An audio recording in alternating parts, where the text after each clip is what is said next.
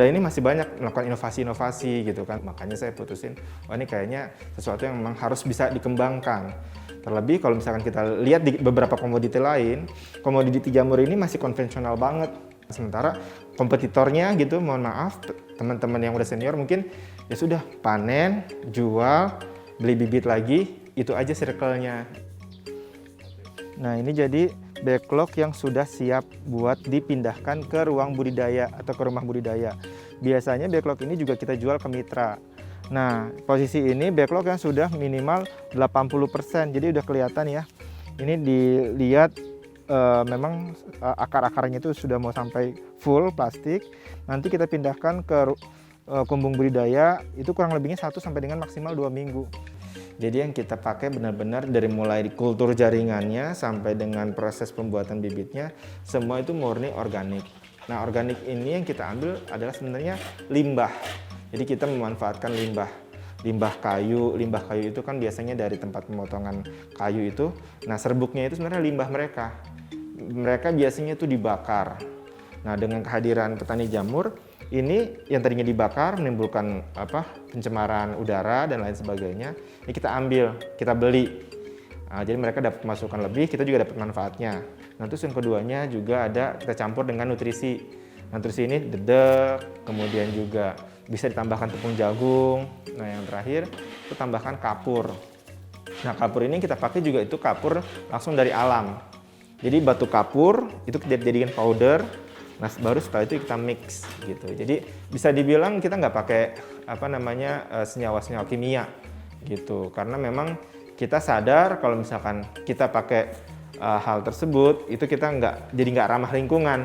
Justru kan maunya kita sejahtera buat diri kita, tapi juga lingkungan dapat dampak benefit yang bagus gitu. Jadi kita memang murni nggak pakai kandungan-kandungan yang kimia gitu. Nah enaknya lagi di jamur tiram setelah afkir itu nanti si backlognya ini bisa dijadikan lagi sebagai pupuk organik. Jadi hampir bisa dibilang kita nggak menyisahkan limbah. Paling pun hanya plastik, dan plastik itu biasanya udah ada yang ambil untuk didaur ulang gitu.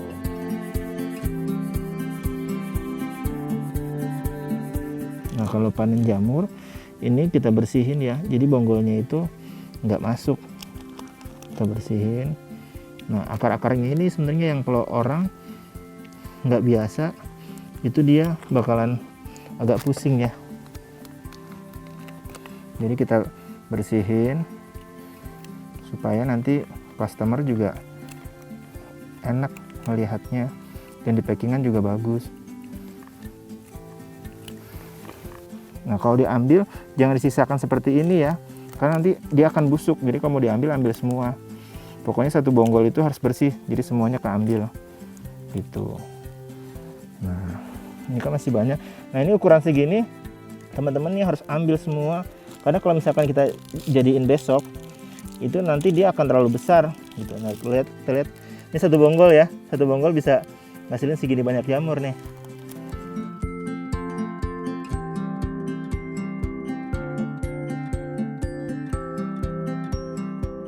Ya mari kita lihat ruang penggilingan tepung. Nah sebelumnya kita kan udah pakai seragam kayak gini ya, biar lebih steril dan aman juga.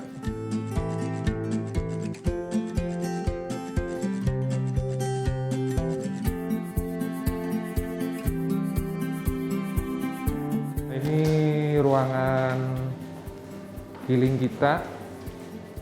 Jadi dari jamur yang sudah kita open dan hasilnya kan jadi seperti ini, kering. Lalu kemudian kita akan giling.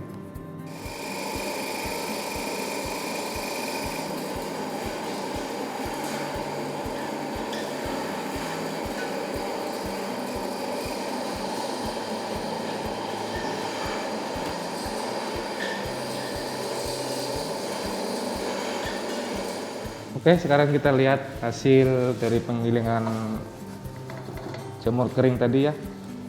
Nah ini hasilnya. Ini adalah hasil dari tepung jamur tiram ya. Jamur tiram yang udah kita keringkan, melalui sistem pengopenan, kemudian kita giling supaya menjadi tepung jamur tiram. Ini bahan-bahannya udah kita siapkan, tinggal kita masukin aja ke mixer biar semua bahan tercampur. Untuk kaldu jamur tiram ini kita semuanya menggunakan bahan-bahan alami dan non MSG, jadi aman untuk orang yang vegetarian. Ketika harga tinggi, petani nggak punya barang. Sebaliknya, ketika petani panen, harga jatuh. Dan ini kejadiannya nggak cuma di satu komoditi, tapi hampir di semua komoditi agro. Akhirnya apa? Saya berpikir, kalau seperti ini ceritanya, kita harus punya yang namanya pasca panen. Nah, pasca panen inilah yang nggak semua petani punya atau bisa sampai ke tahap itu. Nah, di jamur halwa kita bisa sampai ke tahap itu. Artinya, kalau misalkan harga di pasar itu kita dapat harganya jelek, kita nggak jual ke pasar, tapi kita produksi, kita keringkan, kita jadikan powder, dan kita jadikan penyedap rasa kaldu jamur. Nah, ini harganya bisa stabil dan masa expirednya juga lama, kurang lebih bisa 1 sampai dengan 2 tahun. Nah, inilah yang sebetulnya saya selalu gembar-gemborkan ke komunitas, karena kita juga punya komunitas petani jamur. Kalau misalkan kita hanya jual fresh dan kemudian harga di pasar itu sedang jatuh, kita nggak berdaya. Kita harus punya second way out yang lain, seperti itu.